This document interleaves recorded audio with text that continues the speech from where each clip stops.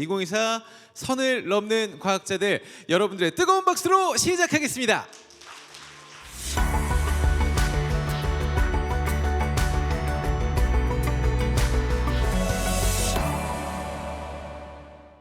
선을 넘는 과학자들의 MC 허재무 다시 인사드리겠습니다. 반갑습니다. 오늘의 강연자 신방실 기자님은요, KBS에서 기상 전문 기자로 일하고 계시고요. 이 폭염 그리고 폭설까지 기후변화의 원인을 과학적으로 분석해 여러분들께 뉴스로 보도를 하고 계시다고 합니다. 직접 모셔보도록 하겠습니다. 기자님 나와주시죠. 뜨거운 박수 부탁드리도록 하겠습니다. 우리 함께해 주신 분들께 인사 한번 부탁드려보도록 하겠습니다. 네, 너무 반갑습니다. 저는 KBS 기상 전문 기자로 일하고 있는 신방실입니다. 태풍이 오거나 폭염이 오거나 또 한파가 오거나 그리고 올겨울 날씨가 어떨지 궁금할 때 TV를 켜시면 늘 제가 나옵니다. 그래서 비가 오나 바람이 부나 현장을 누비고 또 2년 전에는 지구 최북단 지역인 스발바르제로에 다녀와서 뉴스를 제작하고 다큐멘터리 고장난 심장 북극의 경고라는 작품을 제작했습니다. 야, 그러면은 기자님은 정말 현장을 뛰는 기자. 네. 그것도 모자라 북극까지 다녀오셨다고 저희가 알고 있는데, 이 북극에 가서 취재를 하고 또 다큐멘터리를 만들었던 그 생생한 현장을 오늘 저희에게 전달해 주시길 부탁을 드려보도록 하겠습니다. 너무나도 기대가 되는 오늘의 주제, 고장난 심장 북극의 경고, 총 3파트로 나눠서 진행을 해보도록 하겠습니다. 첫 번째 파트 여러분들의 박수로 만나보도록 하겠습니다.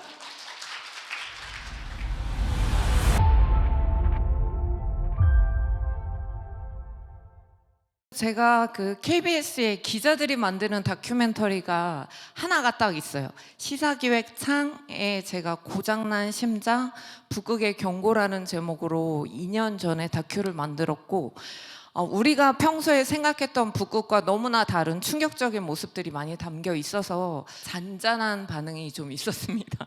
네, 그래서 오늘은 제가 다녀온 북극 얘기를 주로 많이 할 텐데, 일단은 제가 어떤 일을 하는지 소개를 간단하게 해드리고 갈게요. 제가 2008년부터 KBS에서 기상 전문 기자로 일했는데, 그때만 해도 기상 전문 기자라는 말 자체가 굉장히 생소하던 시절이었어요. 그래서 제가 KBS 기상 전문 기자다 하면 기상 캐스터와 전문 기자를 많이 혼동을 하셨어요. 이거는 매우 추운 날 여의도역에 나가서 이제 중계차를 타던 모습인데, 저희가 이렇게 춥거나 더울 때 현장에 나가서 마이크를 잡는 것이 기상 캐스터와 비슷하다, 이렇게 혼동을 하시는 것 같은데, 기상 캐스터들은 대부분 스튜디오에서 그 크로마키판이나 이런 데서 그래픽 위주로 한다면, 저희는 이쪽 분야를 전공을 했고, 보시면 아시겠지만 지진, 산불, 태풍, 그리고 미세먼지, 그리고 대파, 그러니까 농작물 가격이 급등했을 때 이상기후로 현장을 누빕니다, 늘. 그래서 저희는 늘 어떤 재난의 현장이나 기후가 어떻게 변하는지 이런 것들을 과학적으로 분석을 하고 과학자들을 인터뷰해서 대중들에게 전달하는 일을 합니다. 2년 전에 북극에 딱 2주 동안 출장을 다녀왔는데, 북극에 다녀온 뒤 가장 많이 들은 질문 3가지가 있었어요. 방실아, 북극 가서 땡땡땡 봤어? 이게 뭘까요? 맞아요, 오로라예요. 북극하면 떠오르는 게 정말 오로라죠. 저도 사실 제 버킷리스트가 오로라일 정도로 오로라 너무 보고 싶었는데 못 봤습니다. 그리고 두 번째, 북극 가서 땡땡땡 봤어? 뭘까요? 유성우? 아니면 우주쇼? 이런 것들, 특히 우리가 밤하늘에서 볼 수 있는 아름다운 것들을 보았냐.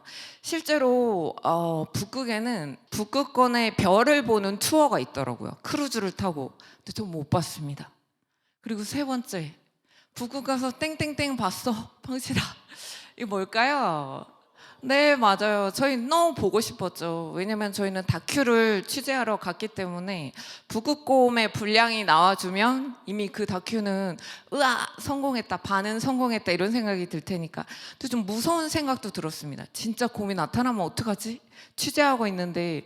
근데 북극곰은 사실 저기 스발바르 제도의 인구가 1000명 정도밖에 안 되는데 북극곰은 3000마리가 넘는다고 합니다.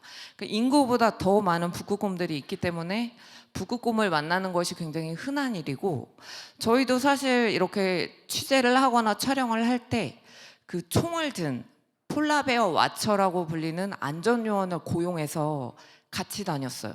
왜냐면 저희가 정신없이 뭔가를 뭐 연구하는 연구진도 그렇고 촬영하다 보면 북극곰이 가까이 와도 알아차리지 못하는 경우가 많기 때문에 돈을 많이 주고 그분들을 고용을 해서 그분들이 계속 경계를 해주셨어요. 근데 북극곰이 가까이 왔을 때 이제 위험한지 안 위험한지 판별할 수 있는 방법을 그 현지 분들한테 들었거든요. 근데 엄지 손가락이 필요합니다. 이렇게 엄지 손가락을 이렇게 봐서 저기 있는 곰이 내 엄지 손가락보다 만약에 더 크다. 그러면 더 가까이 있다는 거죠. 그러면 곰이 뛰는 속도가 굉장히 빠르기 때문에 내 엄지 손가락보다 더 크게 북극곰이 보이면 도망쳐도 살아날 확률이 굉장히 적다라고 얘기를 하더라고요. 그런 얘기를 들을 정도로 북극곰이 위협적이었는데 못 봤습니다. 북극곰이 이따가 보시면 알겠지만 이제 발자국만 보고 저희가 취재를 한 시기가 사실 백야 기간이었어요. 저희가 한여름에 7월 중순에 들어갔기 때문에 당연히 오로라를 볼 수 없죠. 왜냐면 24시간 낮이에요. 밤 뭐 8시, 9시, 10시가 돼도 커튼 밖에는 태양이 그냥 계속 하늘 위에 환하게 떠 있어요. 그래서 별도 못 보고 저희는 오로라도 못 보고 그리고 너무 날씨가 더워서 북극곰도 못 봤습니다. 북극곰이 한낮에 기온이 저희가 20도 가까이 올라가서 온도계를 들고 제가 방송을 했는데 기온이 너무 높아서 북극곰이 탈수하고 열 탈진에 걸린대요. 그렇게 낮에 사냥을 하면. 그래서 낮 시간대 북극곰들은 대부분 그늘이나 산속에 있다고.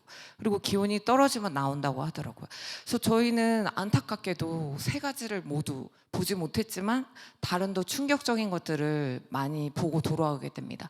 그래서 시사기획창 고장난 심장 북극의 경고라는 작품을 만들었는데요.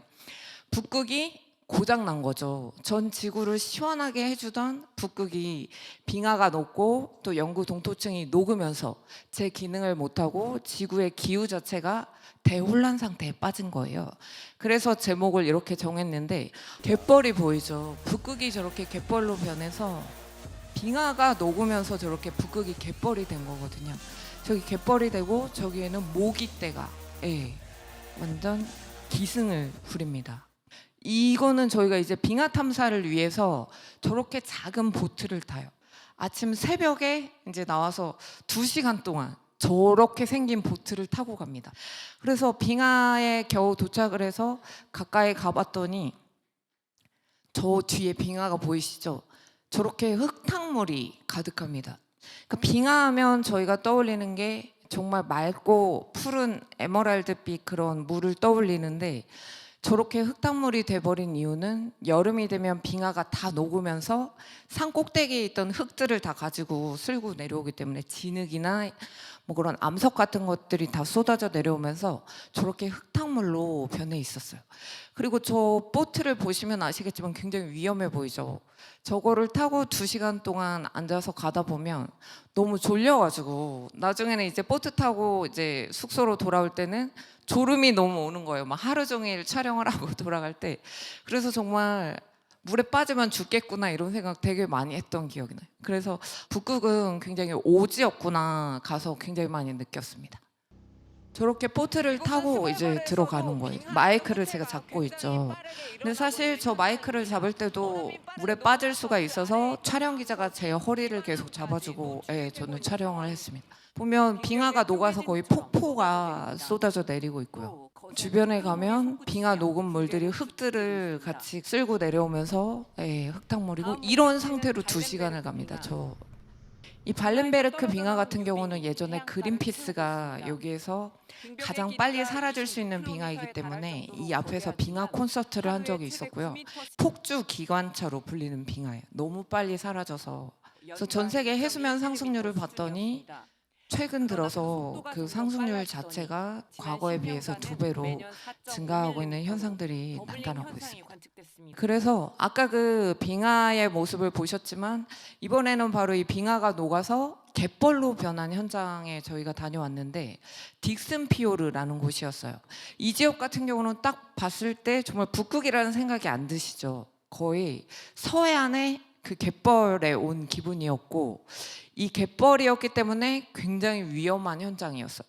왜냐면 이 물이 밀물일 때 이제 서울대 연구팀이랑 저희가 현장에 들어가서 거기에서 지형을 드론으로 측량을 하고 연구하는 작업을 하기 때문에 밀물이기 때문에 배가 가까이 갈 수가 없는 거예요. 그래서 배를 저렇게 멀리 대고 저기 해안선까지 저희가 다 장비를 들고 걸어가는 과정이 필요했어요. 근데 보시면 아시겠지만 거의 여기 가슴 밑까지 물이 차 있죠. 그러니까 저렇게 깊은 물을 뚫고 가야 하는데 밑은 진흙벌이에요.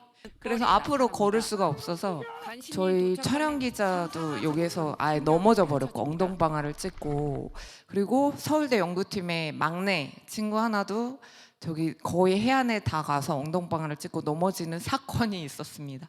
아름다운 빙하가 있어야 할 북극에 빙하가 모두 녹으면서 저렇게 마치 무슨 갯벌 축제를 해도 될 것 같은 저런 갯벌로 변했고, 진흙이 너무 고와서 아 여기 정말 파다 보면 바지락이 나올 것 같다 이런 얘기까지 했는데, 저기에 이제 물 웅덩이들이 생기니까 모기들이 저렇게 번식을 하는 거예요.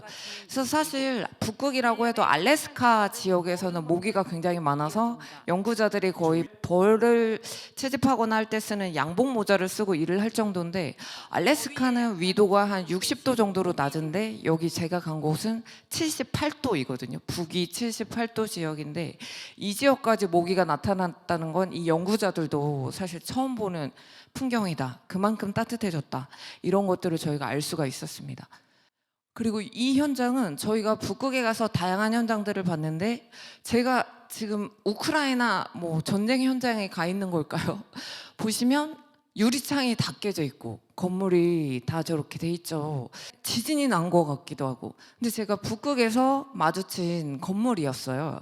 그래서 이 건물에서 과연 무슨 일이 일어났는지 아시려면 이 두 집을 한번 비교해 보시면 됩니다.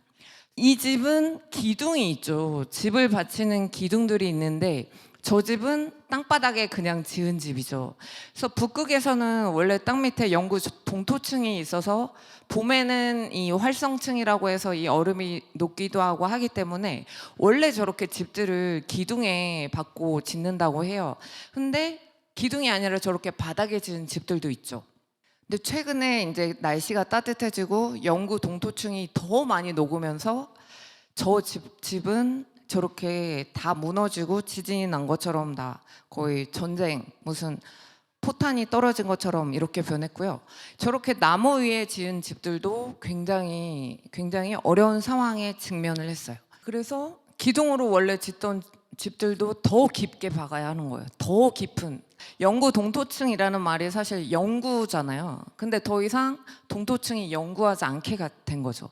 2년 이상 녹지 않고 얼음으로 덮여있는 땅을 영구 동토층이라고 하는데, 기둥을 언제까지 저렇게 깊게 박아야 할까요? 이 북극 주민들이 실제로 직면한 삶의 문제들을 알 수 있었는데, 저희가 스발바르 갔을 때 놀란 게 너무나 큰 유람선들이 많이 들어오는 거예요. 저희는 이 스발바르 제도의 다산기지 같은 연구기지촌이 있어서 과학자들만 오는 줄 알았는데, 깜짝 놀란 건 중국인 단체 여행객을 실은 버스들이 계속 들어왔습니다. 그런 것들이 이 주민들이 말씀을 하시길 반갑지가 않다. 왜냐하면 북극으로 이렇게 올 때 많은 온실가스를 배출을 하고 더 많은 빙하를 녹게 하고 영구 동토층을 사라지게 하기 때문에 관광객들이 와서 돈을 쓰고 하더라도 이게 달갑지가 않다, 이런 얘기를 하셨거든요. 그리고 스발바르 제도에서 저희가 인상적이었던 것이 한 가지 또 있습니다. 여기 묘지가 보이죠? 이 묘지는 바로 스발바르 제도에 뭐 1910년대나 이런 데 살던 사람들의 묘비가 있었어요. 근데 스발바르에서는 1950년대 이후에 이렇게 땅에 매장하는 것이 법적으로 금지돼 있어요. 왜냐면 북극곰이 냄새를 기가 막히게 맡기 때문에 시체를 묻어도 땅을 파고 시체를 훼손한다든지, 그리고 여기는 영구 동토이기 때문에 묻어도 썩지 않아요. 시체가. 옛날에는 추웠으니까요, 더. 그래서 여기 스발바르에 묻힌 이 시신 가운데 1918년 스페인 독감이 전 세계적으로 유행했잖아요. 근데 그 당시에 스페인 독감이 바이러스가 바로 여기에 묻힌 시신에서 온전하게 발견이 되기도 했었어요, 옛날에. 그 정도로 그냥 냉장고인 거죠, 땅속이. 근데 최근에 영구 동토증이 녹으면서 이 관이 북극곰이 무서운 게 아니라 이제는 땅이 다 녹아서 휩쓸려 가는 거예요. 그래서 이 시신이나 이런 관 조각이나 이런 것들이 다 강가에서 발견이 되고, 그래서 이 정부에서 다 이장을 하려고 지금 하고 있고, 그 정말 죽어도 잠들 수 없는 이 스발바르의 사람들, 바로 기후 위기가 원인이겠죠. 그래서 이 영구 동토층 얘기를 할 때 가장 위협적인 것은 영구 동토층이 주민의 안전을 위협하고 이런 죽은 시신들의 훼손을 위협하고 이런 것도 있지만, 바로 판도라의 상자가 열렸다 이런 식으로 얘기를 해요. 여러분, 판도라의 상자가 열리면 뭐가 빠져나가죠? 온갖 나쁜 것들이 다 빠져나가죠. 그렇죠? 맞아요. 이 영구 동토층이 녹는 것은 바로 판도라의 상자가 열렸다라고 하는 이유는, 영구 동토층 안에는 과거에 묻힌 수많은 잔해들이 있어요. 식물들, 그리고 매머드, 과거에 살던 뭐 공룡들 그래서 유기물이거든요. 근데 영구 동토층이 녹으면 이 유기물을 분해하는 미생물들이 막 활개를 치기 시작합니다. 자기 세상에 온 거죠. 그리고 이 유기물을 먹어치우면서 내보내는 게 바로 이산화탄소와 메탄이에요. 그래서 이산화탄소를 보면 영구 동토층에 지금 묻혀 있을 것으로 추정되는 양이 1조 6천억 톤으로, 지금 대기 중에 이산화탄소 농도가 한 420ppm까지 올랐는데 그걸 환산했을 때 8천억 톤이에요.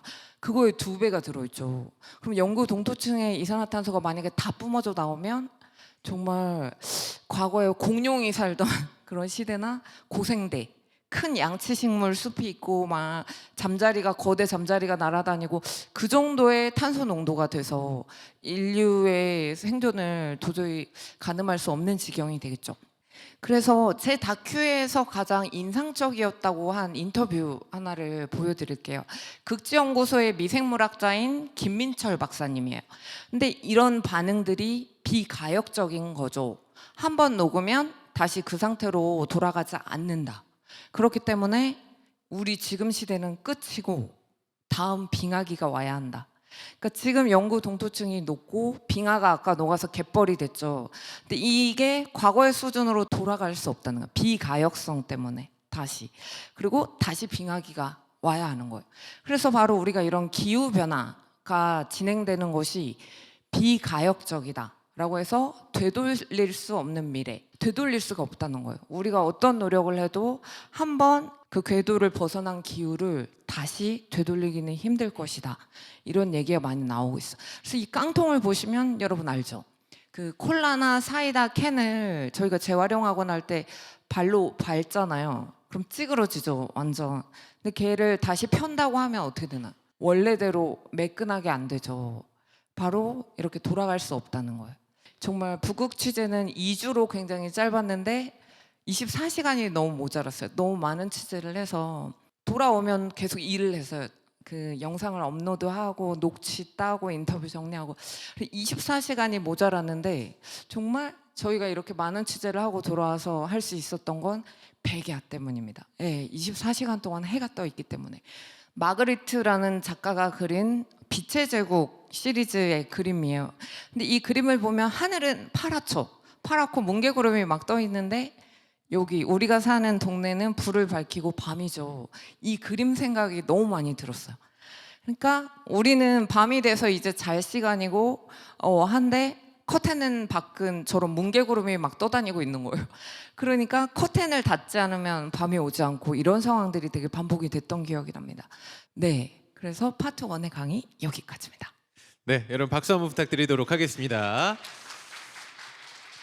저희가 상상했던 북극의 모습이 아니었거든요. 네. 진짜 서해안의 갯벌 같은 모습이 있고, 놀랐던 게 여러분, 오늘 한국, 대한민국의 지금 외부 온도가 13도인데 네. 북극이 아까 20도 가까이 되더라고요. 굉장히 놀라운데, 질문 하나 먼저 던져보도록 하겠습니다.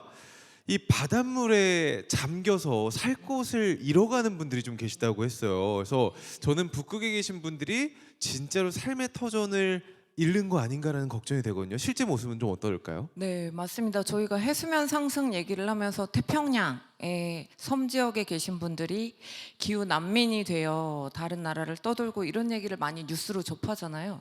근데 북극에서도 아까 보셨다시피 집이 흔들리고 부서지고 하면서 가서 만난 분들 중에 많은 분들이 노르웨이로 이사를 하고 이런 고민들을 굉장히 많이 하고 계신 걸 보고 왔습니다. 실제로 생존이 걸린 문제이기 때문에 그렇죠. 굉장히 심각한 문제라고 생각이 되는데요. 기자님 파트 2 부탁드리겠습니다. 네.